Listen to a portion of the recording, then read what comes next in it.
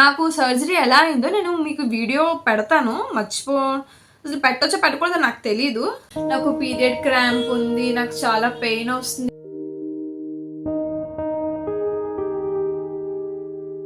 నాకు ice cream తినాలనిపిస్తుంది, chocolate తినాలనిపిస్తుంది, లేదు నాకు పానీపూరి తినాలనిపిస్తుంది.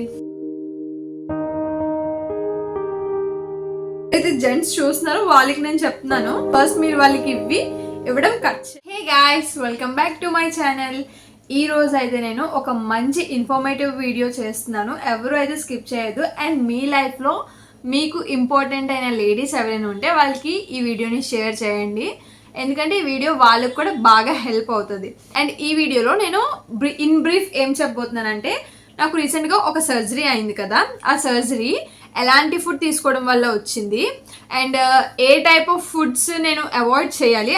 ఫస్ట్ ఏంటంటే, మన అమ్మాయిలమి మనకి పీరియడ్స్ వచ్చిందంటే ఎలా అంటే, మన ఇంట్లో బ్రదర్స్ అయినా లేదంటే లవ్స్కైనా ఎవరికైనా నాకు పీరియడ్ క్రాంప్ ఉంది, నాకు చాలా పెయిన్ వస్తుంది, నాకు ఐస్ క్రీమ్ తినాలనిపిస్తుంది, చాక్లెట్ తినాలనిపిస్తుంది, లేదు నాకు పానీపూరి తినాలనిపిస్తుంది. ఉండండి, ఇవేమీ వద్దు. అసలు పీరియడ్ టైంలో అలాంటివి అస్సలు తినకూడదు. అదే మనం చేసే ఫస్ట్ మిస్టేక్. అంటే ఈ పీసీఓడి అండ్ సిస్ట్, పీసీఓఎస్ వీటన్నిటికీ రీజన్స్ మనం పీరియడ్ క్రాంప్లోని, అంటే పీరియడ్ క్రాంప్స్ అనే పేరుతో మనకు కావాల్సినవన్నీ తింటున్నాం. జంక్ ఫుడ్ని మనం ఆ టైంలోనే ఎక్కువ తీసుకుంటామని ఫస్ట్ మనం అవాయిడ్ చేయాలి. ఈ చాక్లెట్స్, కేఎఫ్సి, బర్గర్, పిజ్జా ఇలాంటివి అసలు ఏమీ తినకూడదు, టోటలీ స్టాప్ చేసేయాలి. ప్రాబ్లం ఉంటేనే తినకూడదు, ప్రాబ్లం లేకపోతే తినొచ్చు అని కాదు. ప్రాబ్లం లేని వాళ్ళు కూడా ఆ ప్రాబ్లంకి, అంటే ఆ ప్రాబ్లం వచ్చేలా చేసుకోవద్దు. ఫస్ట్ మనం ఏ ఫుడ్స్ అవాయిడ్ చేయాలి అండ్ ఏ ఫుడ్స్ తీసుకోవాలో ఈ వీడియోలో నేను క్లియర్ ఎక్స్ప్లెనేషన్ ఇస్తాను. ఇన్ కేస్ మీకు ఎవరికైనా ఏమైనా డౌట్ ఉంటే నాకు కింద కమెంట్ సెక్షన్లో కమెంట్స్ చేయండి. అండ్ నేను డెఫినెట్లీ ఆ డాక్టర్ని అయితే నేను కన్సల్ట్ చేసి నేను మీకు వాటికి సొల్యూషన్ ఏంటి, వాటికి ఎలా, అంటే ఏం చేస్తే తగ్గుతుంది, ఏం చేస్తే బాగుంటుంది, అవన్నీ నేను మీకు క్లియర్గా నెక్స్ట్ వీడియోలో చెప్తాను. ఫస్ట్ అయితే ఏ ఫుడ్ అవాయిడ్ చేయాలి. వైట్ రైస్ అనేది చాలా తక్కువ తీసుకోవాలి, చాలా అంటే చాలా లిమిటెడ్. అంటే ఇప్పుడు వైట్ రైస్ ఏముంది, నార్మల్ రైసే కదా అనుకుంటాం, కానీ ఈ వైట్ రైస్ వల్ల మనం ఓవర్ వెయిట్ అవుతాం. ఫస్ట్ థింగ్, అది ప్రాబ్లం ఉన్న వాళ్ళు అయితే మ్యాక్సిమం స్కిప్ చేయడం బెటర్ వైట్ రైస్ని. వైట్ రైస్ ప్లేస్లో బ్రౌన్ రైస్ తినొచ్చు. మైదా తోటి ఏవైతే ఫుడ్ ప్రిపేర్ అవుతుందో అవన్నీ కట్ చేసి, అంటే మైదాతోటి మొత్తం ఏ వంటలు చేస్తారో అవన్నీ మానేయాలి. నెక్స్ట్ షుగర్ కూడా ఎక్కువ తీసుకోకూడదు, ఎందుకంటే షుగర్ వల్ల ఓవర్ వెయిట్ అయిపోతాం. Next chicken. అదేంటి చికెన్ తినకూడదు అంటున్నాను అనుకుంటున్నారు కదా, చికెన్ కూడా తినకూడదు. ఎందుకంటే ఇప్పుడు మనకి చికెన్ ఎలా వస్తుందంటే, ఫర్ ఎగ్జాంపుల్ ఒక కోడి 90 డేస్కి అవ్వాలి, మనకి 45 డేస్కి, అంటే వితిన్ దాని హాఫ్ ఆఫ్ లైఫ్ టైం పీరియడ్లోనే మనకి ముందుగా వచ్చేస్తుంది. అలా వచ్చేయడం వల్ల అసలు ఎందుకు వస్తుంది అలాగా?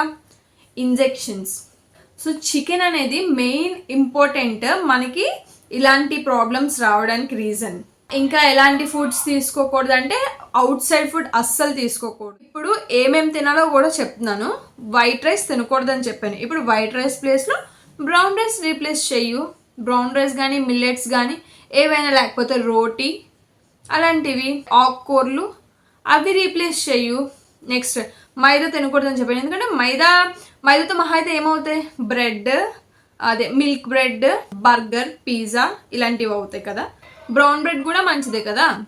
అండ్ నెక్స్ట్ చికెన్ తినకూడదని చెప్పాను. చికెన్ ప్లేస్లోని ఏ చికెన్ తినకూడదు, బాయిలర్ చికెన్ తినకూడదని చెప్పాను, కానీ నాటుకోడి తినొచ్చు కదా, ఆ చికెన్ తిను. నెక్స్ట్ ఈ ఐస్ క్రీమ్స్, చాక్లెట్స్ అవైతే మ్యాక్సిమం, అంటే షుగర్స్లోకి వస్తాయి మనకి. ఈ ఐస్ క్రీమ్స్, చాక్లెట్స్ ఇవన్నీ మ్యాక్సిమం స్కిప్ చేసేయాలి, ఎందుకంటే అవి ఓవర్ వెయిట్ అయిపోతాం. ఇప్పుడు వెయిట్ ఎక్కువ పెరిగామంటే మనకున్న ప్రాబ్లమ్స్, అంటే పీసీఓడి పెరిగిపోద్ది. మనం వెయిట్ ఎక్కువ పెరిగామంటే పీసీఓడి పెరిగిపోద్ది, సిస్ట్ ఉంటే సిస్ట్ సైజ్ పెరిగిపోద్ది, ఇవన్నీ ఉంటాయి.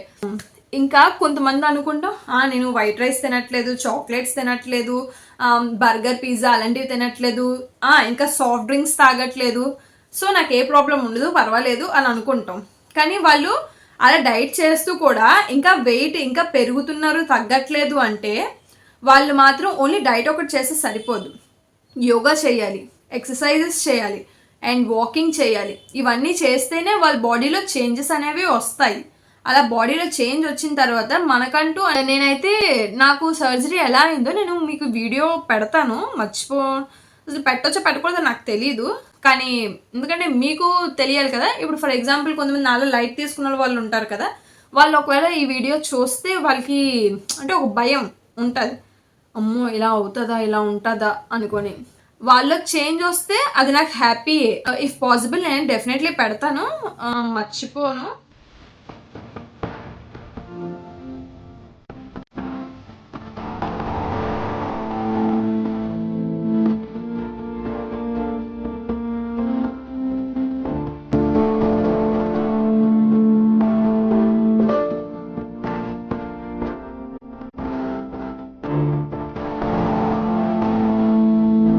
చూసారు కదా, చాలా ఇన్ఫర్మేటివ్ వీడియో ఇది ప్రతి ఒక్క అమ్మాయికినా. అండ్ మీరైతే మీ ఫ్రెండ్స్కి, ఫ్యామిలీకి, ఎవరికైనా ఇలాంటి ప్రాబ్లమ్స్ ఎవరైతే సఫర్ అవుతున్నారో వాళ్ళకి షేర్ చేయండి. అండ్ ఏమైనా డౌట్స్ ఉంటే నాకు కమెంట్స్ చేయండి, మర్చిపోద్దు. ఓకేనా, బాయ్ బాయ్.